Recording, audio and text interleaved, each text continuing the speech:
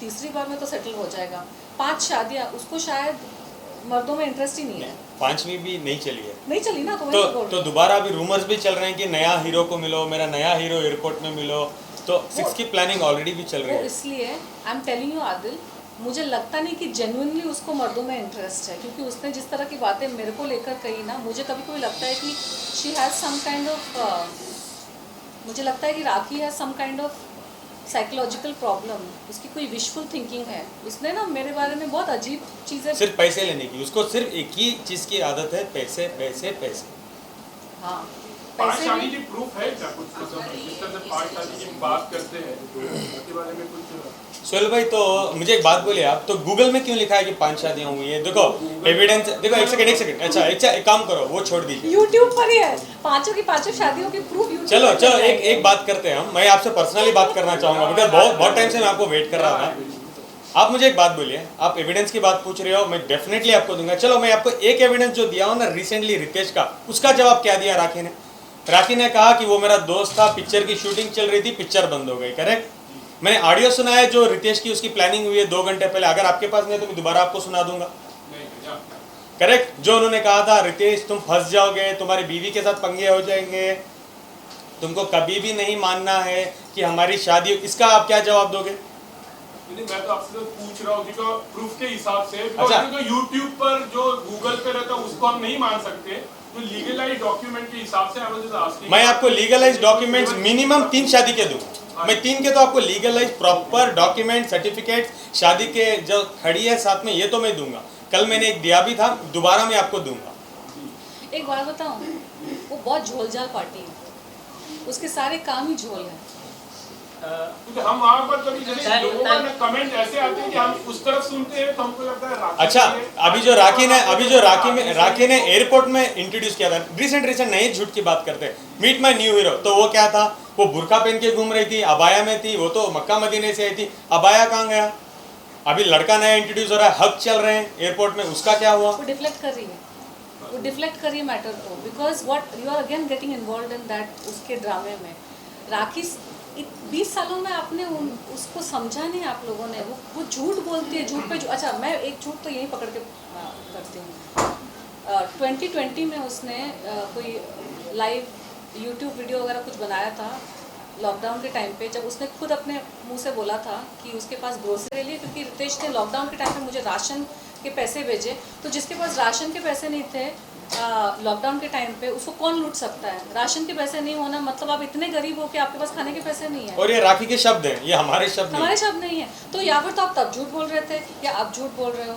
And every husband and every, अब तो पता नहीं शादियाँ भी उसकी लीगल है कि नहीं, सबके ऊपर सेम एलिगेशन लगते हैं।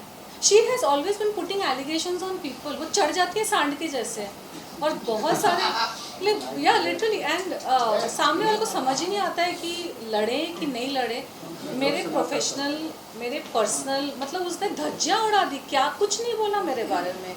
और आप चलिए, अगर आप एक तो आप डिफ्लेक्ट हो जाते हो, बात ना तीर के जैसी होती है, और मीडिया में कही हुई बातें चाहे कुछ भी हो जाए, ये सारी चीज़ें तो यूट्यूब पर मीडिया में सारी चीज़ें रहती हैं। डैमेज इज ऑलरेडी डन, चाहे आपने अपने आप को आपने प्रूफ कर दिया हो या कुछ भी आप कर दिया हो, लेकिन चाहे आपने लीगल एक्शन ले लिया हो, लेकिन किसी, हमारे संविधान ने क्या हक दिया है किसी को भी कि आप कभी भी उठ के आके किसी पे भी कुछ भी आप बोल देंगे, you can say anything. And वो इंसान जो अपने हक की लड़ाई लड़ रहा है, मैं मीटू के टाइम पे मैं सिर्फ अपने लिए नहीं, इस देश की करोड़ों महिलाओं के लिए, करोड़ों महिलाओं के हक के लिए, उनकी सेफ्टी के लिए मैं लड़ रही थी, मैं अपना नहीं कर रही थी।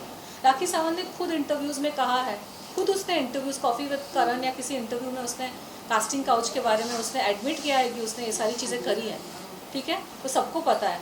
तो उसको ना जलन हो गई थी मुझसे, उसको मेरे जैसी लड़कियों से जलन होती है, क्योंकि मैं कल की आई, मैं उससे यंग भी ज़्यादा हूँ, मैं अच्छे फैमिली से हूँ, ये भगवान की कृपा है कि मैं आई बॉलीवुड में, और मुझे कोई किसी गंदगी में मुझे इन्वॉल्व नहीं होना पड़ा। वो इसलिए क्योंकि मैं सोच के ही आई थी कि मुझे किसी गंदगी में इन्वॉल्व नहीं होना है। आप जो सोच के जाते हो कहीं पे, फिर आप वैसे ही आप चलते हो।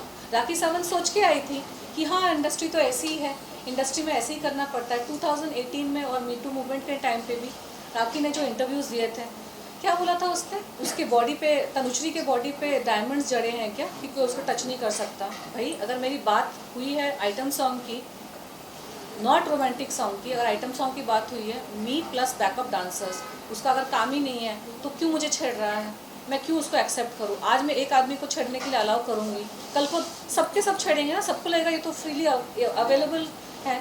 तो राखी सावंत के साथ क्या हुआ है, राखी सावंत के साथ इंडस्ट्री में जो भी चीज़ें हुई हैं, जो उसने खुद बोली है इंटरव्यूज़ में आके, वो इसलिए हुई है क्योंकि उसने अलाउ किया अपने आप। राखी सावंत एक बात तो उसने थोड़ी सी सच बोली कि इंडस्ट्री में क्या रेप नहीं होता, खैर वो भी मैं मानती नहीं हूँ कि मीटू के टाइम पे बहुत सारे केसेस ऐसे भी आए थे, लेकिन राखी ने खुद अलाउ किया है अपने आप पर दुर्व्यवहार करना। तो उसको पसंद नहीं है कि मेरे जैसी कोई आती है, अपने टर्म्स पे अपने तरीके से काम भी करती है, स्टार भी बनती है। और राखी ने खुद इंटरव्यू में कहा है कि उसको पैसे नहीं मिलते थे, उसको काम जा जा के मांगना पड़ता था। मुझे आज तक किसी से काम मांगना नहीं पड़ा है, मेरे पास हमेशा काम सामने से आता है। पुरानी इंटरव्यू का तो पता नहीं, कल के इंटरव्यू में बोल रही है मैं जॉब कर रही हूँ, मैं जाके दरवाजे पे भीख मांग रही हूँ काम के लिए, बिकॉज आदिल ने मेरी ऐसी हालत करी। उसका कुछ कोहेरेंट नहीं है। शी इज सेइंग कि उसको कभी काम के पैसे नहीं मिले हैं, उसको हमेशा काम मिलता था, पैसे नहीं मिलते थे। अब पैसे